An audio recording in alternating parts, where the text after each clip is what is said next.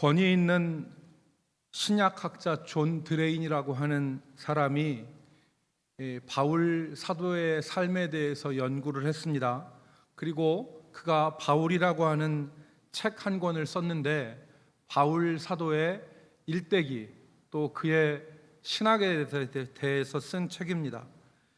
그런데 이 책의 말미에 질문을 하나 던져요. 그게 뭐냐면, 바울은 어떤 사람이었는가? 그러니까 책 초두에 이 질문을 던진 것이 아니라 바울의 출생, 바울의 회심, 바울의 사역, 바울의 신학 등을 다 이야기한 이후에 마지막 부분에 가서 질문을 던지는데, 바울은 어떤 사람이었는가 하는 질문이었습니다.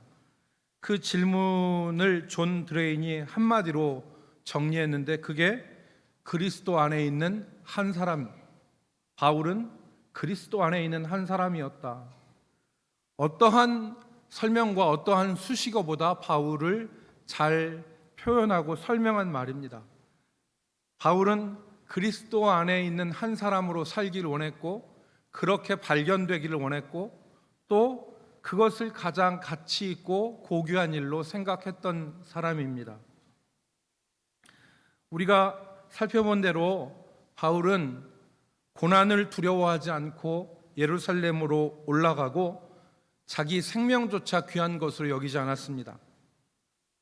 우리가 성경에서 보면 바울을 죽이기 전에는 먹지도 않고 마시지도 않겠다고 그렇게 결의한 사람 청년들이 40명입니다. 수많은 바울에 대한 암살 시도가 있었습니다. 그럼에도 불구하고 바울은 예루살렘으로 묵묵히 올라갑니다. 여러분 생각해 보십시오. 바울은 대단한 사람이었는데 그의 집안도 대단하고 그 자신도 걸출한 사람이었습니다. 그러니까 예루살렘의 가이사라에 그가 이전에 교제했던 사람, 그와 교통할 수 있는 사람들이 없지 않았겠죠. 그 유력한 사람들의 손을 통하여서 자기 누명을 벗고 자기가 석방되는 것을 시도해 봄직도 했을 것입니다. 그런데 바울은 그렇게 하지 않았습니다. 전혀 그렇게 하지 않고 오직 주의 말씀을 기억하여서 예루살렘으로 올라가고, 그리고 오늘 본문에 있는 것처럼 로마로 가고자 했습니다. 사도행전 23장 31절 말씀에는 주께서 밤에 바울에게 말씀하시죠. 담대하라. 네가 예루살렘에서 나의 일을 증언한 것 같이 로마에서도 증언하여야 하리라. 이 말씀대로 기꺼이 로마로 올라갔습니다. 예루살렘으로 올라가고 로마로 갔습니다. 얼마나 충성된 사람입니까? 바울과 같이 충성된 사람이 없었죠. 그러면 우리가 생각하기에 바울이 로마로 가는 길, 그 길은 순탄해야 할 것입니다. 척척 로마로 가는 길이 열렸어야 맞습니다. 지금 바울이 로마로 가는 목적이 무엇입니까?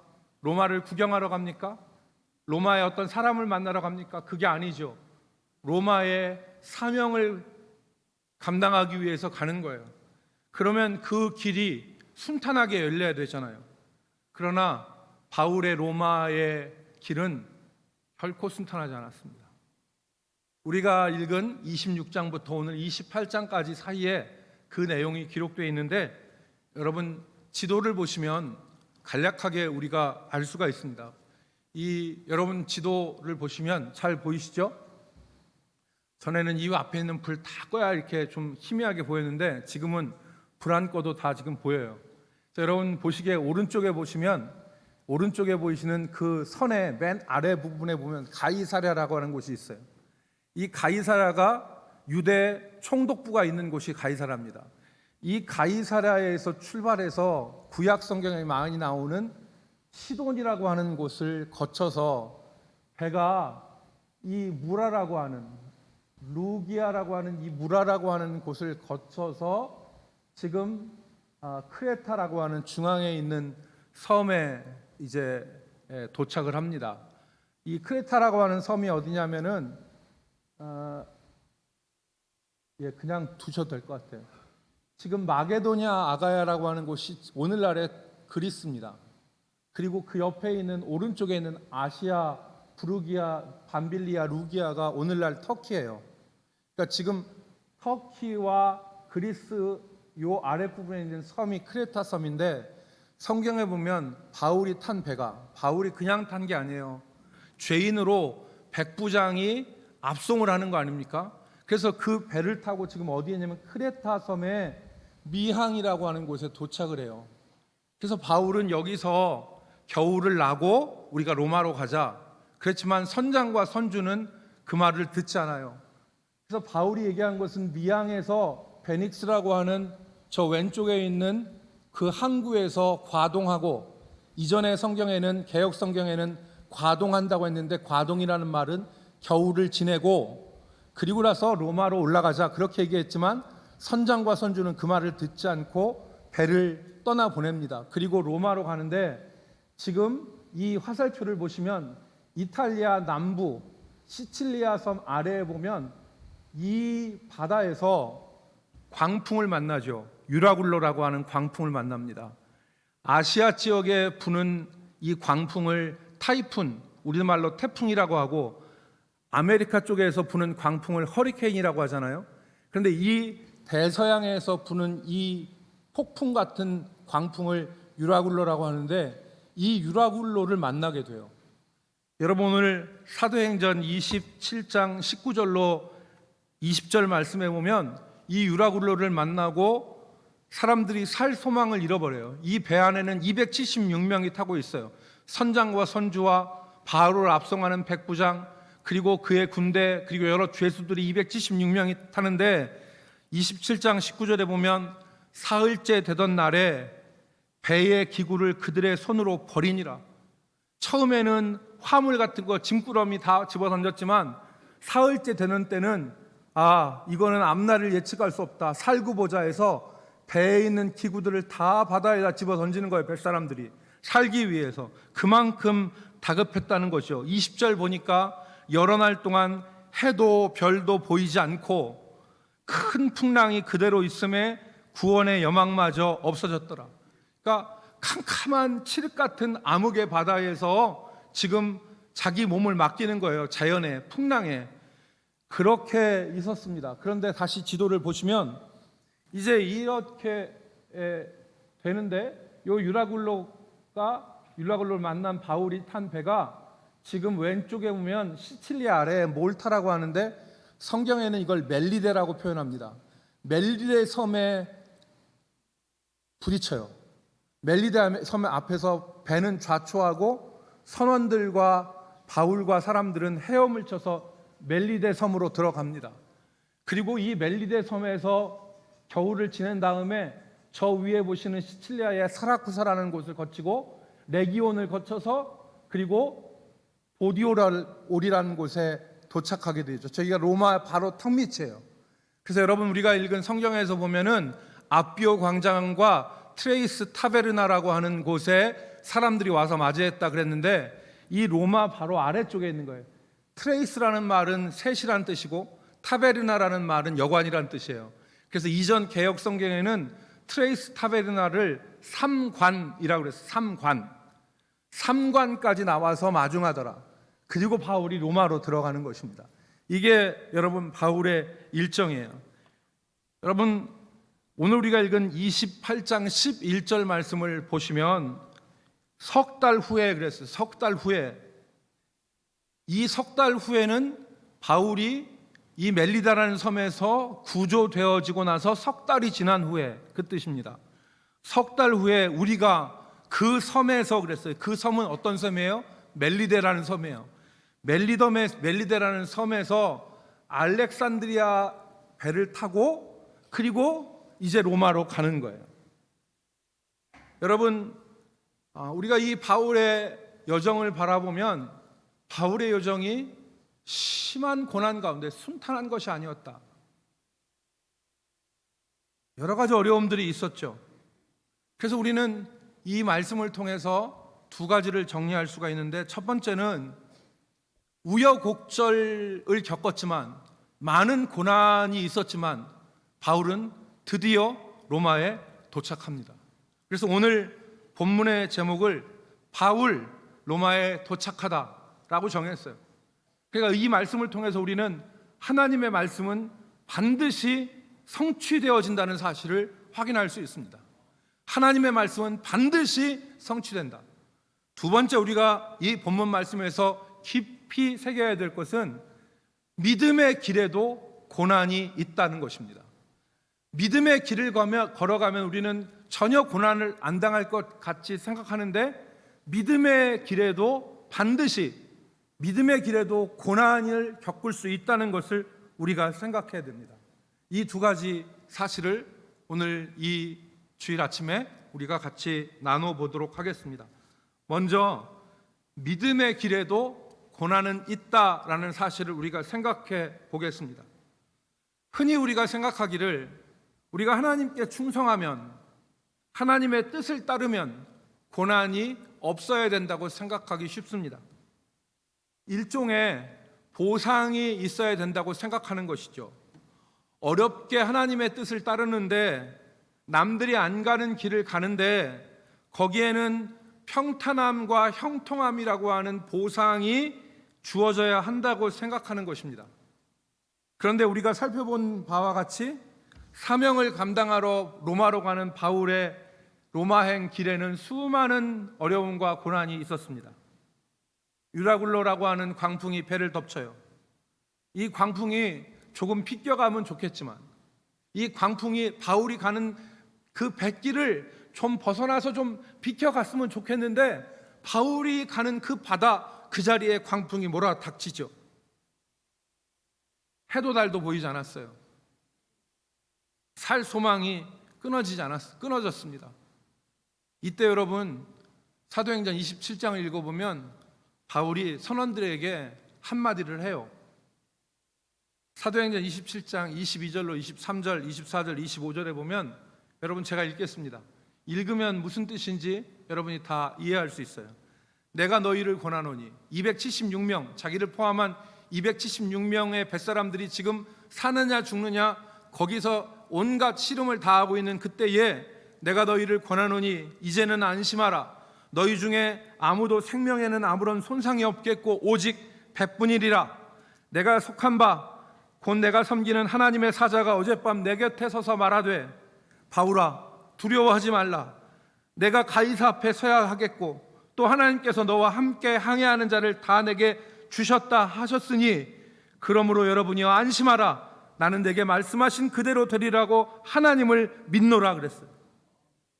이게 언제 바울이 한 얘기냐면, 풍랑이 유라굴로 풍랑이 몰아닥치고 사흘 지나서 짐 다 집어던지고 배의 기구까지 다 집어던졌을 그때예요. 그때 이 얘기를 한 거예요. 바울이 이렇게 사람들을 안심시켰습니다. 그런데 좀 바울이 얘기한 다음에 풍랑이 잔잔해져서 진짜 잔잔한 파도가 되면 좋겠지만, 여러분 27장 27절을 보시면 우리가 중요한 단어 하나를 발견할 수 있어요. 그게 뭐냐면, 바울과 일행들이 구조된 시간인데 27장 27절에 보니까 열 나흘째 되던 밤에 그랬어요. 열 나흘이면 14일이거든요. 광풍이 불어닥치고 나서 14일이 지난 다음에 선원들이 보니까 밤에 묻이 보이는 것 같아. 이걸 내려보니까 땅이 이게 닿는 거예요. 그게 14일이었다는 얘기예요. 그러면 여러분 봅시다. 사흘에 이걸 다 버리고 바울이 안심하라고 했는데 사흘이나 나흘, 뭐 닷새 이 정도라고 봅시다. 그런데 지금 14일째 구조가 됐어요. 그럼 최소한 한 열흘 정도는 사투한 거예요. 바울은 뭐라고 얘기했어요? 안심해. 배는 부서지지만 너희들 생명은 괜찮을 거야. 이렇게 얘기했는데 아무런 일이 안 일어나는 거예요. 그리고 14일이 지났어요. 서장로님, 제가 서장로님한테, 장로님, 제가 장로님한테 메일 하나 보내니까 되니까 한번 열어보세요 라고 제가 장로님한테 얘기를 했어요. 그런데 하루 지나 안 보내, 이틀 지나 안 보내, 3일 지나 안 보내, 일주일 동안 안 보내. 그 일주일이 중요한 메일이라면 서장로님 아마 눈 빠질걸요. 그러면서 우리 목사님 왜 메일 안 보내나? 이렇게 생각할 거 아니에요? 만약에 제가 조장로님한테 장로님, 제가 장로님한테 성경책 하나 보내드릴게요, 선물한다고 약속했어요. 하루 지나 이틀 지나 사흘 지나 나흘 지나 닷새 지나 일주일 지나 안 와. 그럼 어떡할까? 우리 목사님 뻥쟁이, 원망과 시비가 가득할 거 아니에요? 그런데 지금 이건 이런 상황이 아니에요, 여러분. 사느냐 죽느냐 하고 지금 배가 깨지느냐 안 깨지냐 그 상황이에요. 그런 상황인데 열흘이 지나는 거예요. 사람들이 바울을 볼 때 뭐라고 보겠어요? 바울 저 뻥쟁이 저거 바울 저거 순 거짓말쟁이 저거, 뭐 안심하긴 뭘 안심해, 죽게 생겼구만.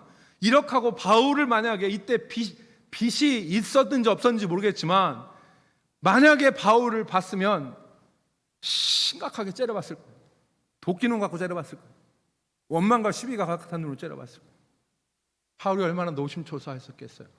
바울의 속이 새까맣게 됐을 거예요. 아마 새까맣게. 그뿐만 아니에요. 여러분 멜리데라는 섬에 걸렸거든요. 그래서 들어갔어요. 그래서 헤엄쳐서, 그것도 바울은 죽을 뻔했거든요. 왜냐하면 백부장 밑에 있는 부하들이 여기서 배가 깨졌는데 헤엄쳐 가면 저 죄수들 다 도망갑니다. 그러니까 여기서 칼로 저 죄수들 다 죽이고 우리끼리 갑시다. 그랬더니 백부장이 바울을 살리기 위해서 죄인들을 죽이는 것을 금해요. 안 된다. 그냥 가게 해라. 그래서 사람들이 육지로 올라갔어요. 그랬더니 이때가 겨울을 지나니까 헤엄치기가, 여러분 헤엄쳐도 싸늘할 거 아니에요.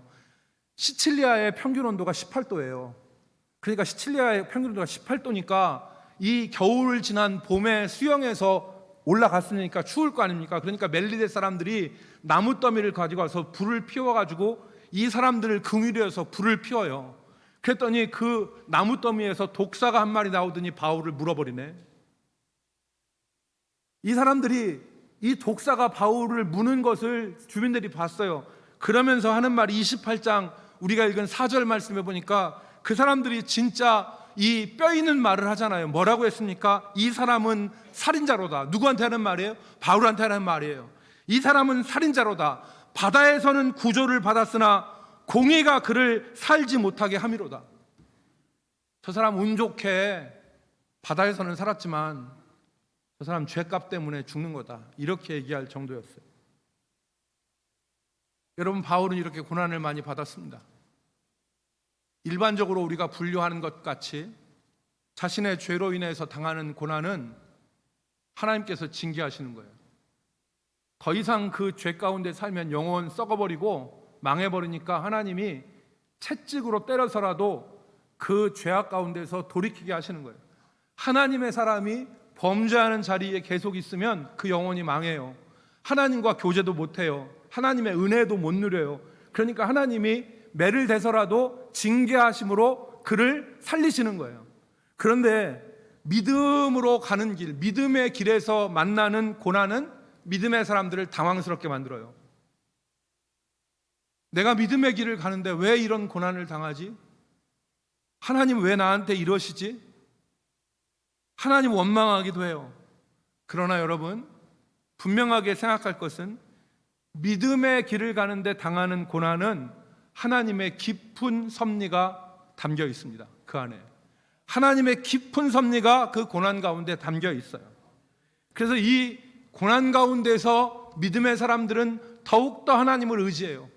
바울이 열흘 동안 속이 새까맣게 타는 그 가운데서 무슨 생각을 했을까요? 하나님 의지하는 거예요. 하나님 의지하면서 더욱더 하나님께 매달리는 거예요. 그리고 그 고난을 통해서 하나님의 사람의 믿음이 더욱더 순전하게 되어지는 진정한 순종의 사람으로, 믿음의 사람으로 단련되어져서 굳건하게 세워지는 것입니다. 믿으시면 아멘 합시다. 믿어봐도 아무 소용없네. 아이고 순종했더니 더 어려움만 겪네. 믿어봤더니 이거 아무것도 아니네. 이렇게 실망하고 믿음의 자리에서 떠나는 사람들이 있습니다. 이건 순종하려고 순종한 게 아니에요. 하나님께 작은 순종을 하고 그보다 더 큰 거를 받아 챙기려고 하는 계산 때문에 순종한 거죠. 이 계산은 안 돼요. 이건 진정한 순종이 아니에요. 로마로 가는 길에 바울은 주의 일을 했고 주께 순종했어요. 그런데 정말 바울이 고난을 당했지만 결국 이 일을 통해서 바울은 하나님을 의지하고, 그리고 주변에 있는 사람들은 바울이 진짜 하나님이라는 사실을 확인할 수 있게 되었어요. 이게 순종 가운데, 고난, 순종의 길 가운데 당하는 고난의 유익이에요. 하나님 의지하게 하시고 사람들로 하나님의 사람이라는 것을 알게 해요. 276명의 선원들이 바울이 진짜 하나님의 사람이라는 것을 나흘째 되던 때, 구원할 때 그 말씀대로 됐구나 깨달아 알았어요. 멜리데 사람들은 바울 독사가 나와서 바울을 물었을 때 저 사람은 죽었다, 쓰러지기를 기다렸지만 바울이 쓰러지지 않았을 때 이 사람이 진짜 하나님의 사람이구나 하는 것을 깨달아 알게 되었다는 거예요. 내가 충성하는데, 내가 믿음의 길을 가는데 고난을 당해요? 낙심하지 마세요. 하나님의 깊은 섭리가 그 고난에 담겨져 있는 것입니다. 대구 동신교회를 섬기는 권성수 목사님이 계세요. 여러분들 방송도 보셨을 것이고 설교도 들으셨을 텐데, 이 권성수 목사님이 정말 뛰어나신 분이에요. 이 목회를 늦게 하셨는데, 목회하시기 전에는 총신대학 신학대학원에서 신약을 가르치셨어요. 좋으신 학자예요. 저도 그 권성수 목사님, 교수님 밑에서 배웠어요. 그런데 이분이 고통의 은총이라고 하는 자서전적인 책을 썼어요. 자기의 얘기를 썼어요. 그 고통의 은총이라는 이 책을 지으셨는데 자기 고향, 자기 집안 얘기를 해요. 자기 고향은 경상북도 안동 옆에 있는 의성이에요. 전통적인 유교 지역이죠. 이 안동 옆에 있는 의성인데 자기 집안도 유교 집안이었대요.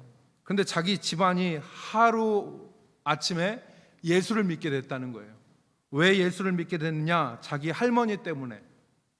자기 할머니가 그때 당시에 그 지역에서 선교하던 배위량 선교사님의 전도를 받아서 교회를 나가기 시작했대요. 그런데 이 할머니가 온갖 핍박을 당하면서 믿음을 지켰는데 어느 날 이 할머니가 기도하고 할아버지 전도해 자기 시아버지를 전도해요. 자기 시아버지가 며느리의 전도로 확 뒤집어져서 교회를 나가게 돼요. 그리고 그 집안이 전부 다 예수를 믿게 돼요. 대단한 일이죠.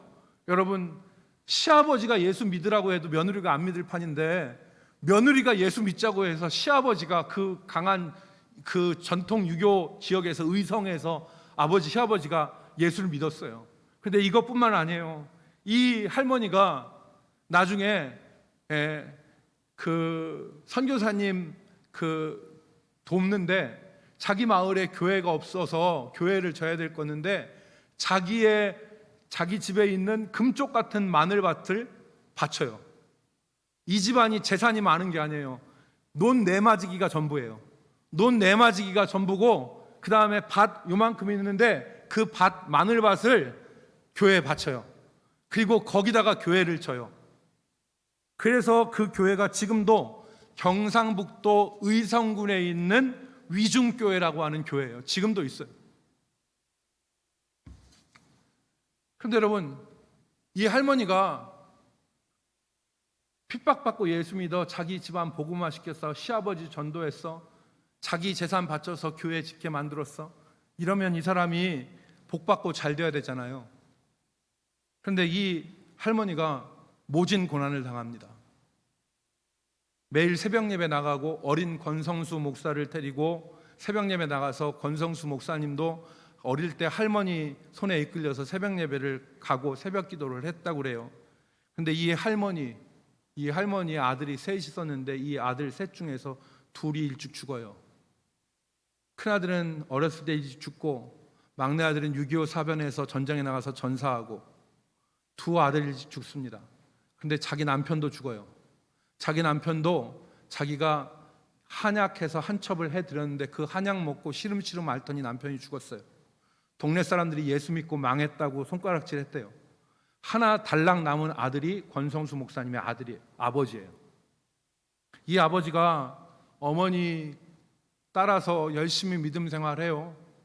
얼마나 열심히냐면 위중교회에 종을 치는데, 새벽에 종 치잖아요. 종을 쳤는데 새벽 교회 종소리를 치는데 시계가 없으니까 1시간 전에 일어나서 저 산 위로 올라가서 이웃 교회에 종 치는 소리가 산 위에선 들려요. 그 종소리 듣고 내려와서 자기 마을 교회에 종 쳤대요. 한겨울에도 그랬다는 거예요. 한겨울에 여러분 산꼭대기 올라가 보세요. 그렇게 종을 치고 일제가 대동아 전쟁으로 우리의 곡식, 쇠붙이, 자원 다 공출로 뺏어갈 때 이 위중교회 종 뺏길까봐 그 위에 올라가서 종 내려서 그걸 치고 강 모래바닥에다가 그 종을 숨겼다가 일본 놈들이 물러가고 난 다음에 그 종을 다시 달았다는 거예요. 얼마나 충성된 사람이에요. 그런데 이 아들이 늦게 모든 것 다 포기하고 신학을 합니다. 그래서 신학교를 다녀요. 그 내마저기 있는 땅 다 팔고 서울로 올라와서 단칸방 하나 얻어서 자기 어머니, 자기 아내, 아들 8명이 칼잠 자면서 단칸방에서 신학을 해서 목회를 하는데, 그러면 목회가 확 펴야 될 거 아니겠어요? 근데 이 목회가 피질 않아요.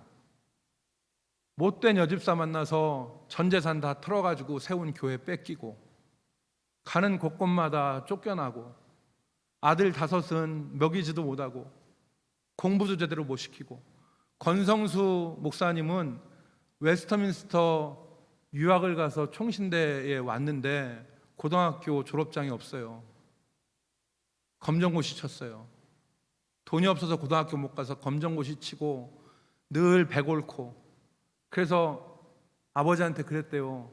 아버지가 자기 자식 5 목사 만든다고 하니까, 아버지 예수 믿고 미치려면 혼자나 미치세요. 아버지 없는 셈 치라고 생각하면서 그렇게 얘기했다는 거예요. 그런데 하나님께서 이 권성수 목사님 공부할 때, 목회할 때, 그리고 그 5 형제들 하나님이 다 붙들어 주셔서 그 5 형제가 2은 신학교 교수고 3은 목사가 되었어요.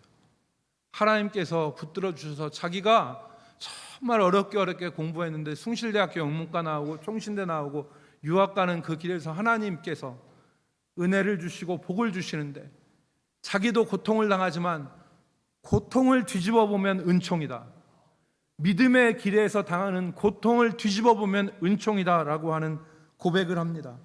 여러분, 우리는 여기서 축복과 형통의 개념을 정리할 수 있습니다. 축복과 형통은, 예수 믿는 사람, 진정한 이 땅에서의 축복과 형통은 세상 사람들과 같은 높은 자리에 올라가고 많은 재물 손에 움켜쥐고 그리고 아무 걱정 없이 순탄하게 사는 게 축복과 형통이 아니에요. 성경에서 축복과 형통은 그걸 말하지 않아요. 그렇다면 우리는 성경을 고쳐야 돼요.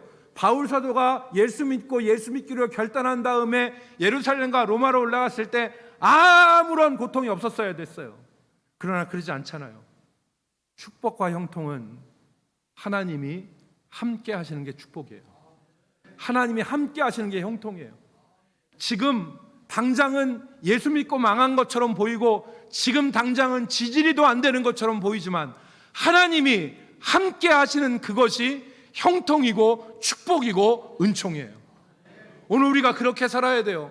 우리가 세상적으로 축복과 형통의 개념을 우리가 쥐고 있으면, 우리가 예수 믿다가 고난당하면 사람들 앞에 부끄러워서 설 수가 없어요. 왜 저 집은 잘 되는데 나는 이렇게 안 될까 부끄러워서 교회 나올 수가 없어요. 사람 보기도 민망해요. 그런데 진정한 형통은, 진정한 축복은 하나님이 함께 하시는 거예요. 하나님이 함께 하시면, 하나님이 때가 되면 하나님의 때에 하나님이 열매 맺게 하시는 것입니다. 여러분, 세상도 그렇잖아요. 어떤 젊은 부부가 있어요. 이 젊은 부부가 새벽부터 일어나서 밤늦게까지 고단하게 일을 해요. 그리고 밥 먹을 시간도 없어서 양철 도시락에다가 그냥 도시락 변변한 거, 초라한 거 싸와서 둘이 그냥 그 점심에 그냥 먹어요. 그런데 서로를 보면서 이 부부가 서로 웃어요. 왜 웃습니까? 서로 믿고 서로 사랑하고 서로 의지하고 서로 꿈이 있으니까 정말 아침 새벽에 일찍 일어나고 양철 도시락에 싸운 초라한 도시락을 먹어도 서로 보고 웃을 수 있는 거예요. 그런데 여러분, 미슐랭에서 인정한 아름다운 레스토랑, 고급 레스토랑에서 고급 와인 마시고 정말 비싼 스테이크 쓸어도 가시방석 앉는 사람들 수도 없이 많습니다. 좋은 와인, 좋은 옷, 좋은 스테이크 먹어도 정말 지옥 같은 삶을 사는 사람 한두 사람이 아니에요.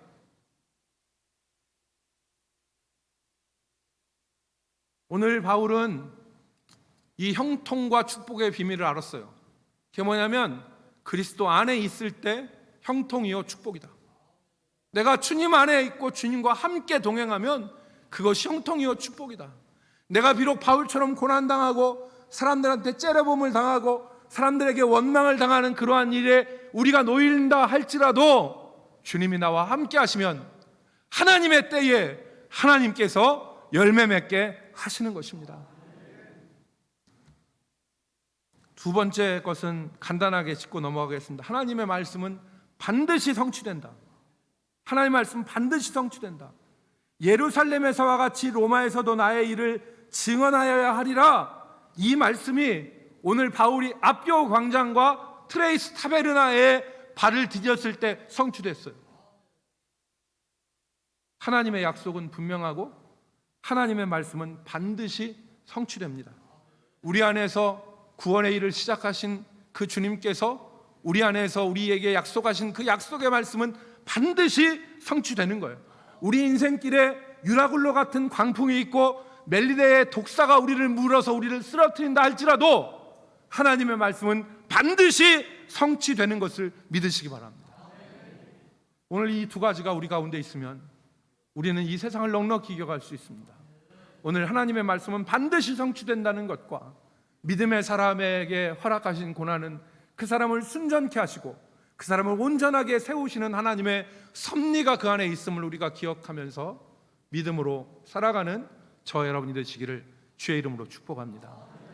거룩하신 주님, 이 땅을 살아가면서 세상의 많은 재물과 높은 자리와 그리고 사람들의 부러움에 우리의 진정한 행복을 두지 않게 하시고 내가 비록 초라하고 고통스럽지만 주님 나와 함께 하시고 주님과 동행하는 것이 가장 귀하고 복된 것임을 우리가 깨달아 알게 하시고 마음에 확신케 하여 주시옵소서.